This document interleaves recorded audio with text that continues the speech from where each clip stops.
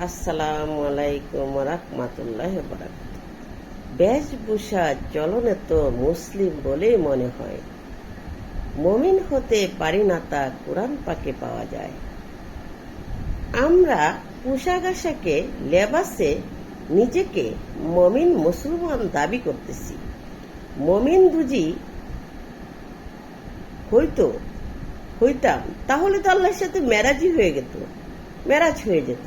তাহলে বলতাম না বেদাত বেদাত, আল্লাহকে দেখা যাবে না, আল্লাহ নিরাকার, এরকম বলতাম না। আসলে আল্লাহ তো বলছেন আসসালাতুল মেরাজুল মুমিনিন, এটা কোরআনে বলছেন।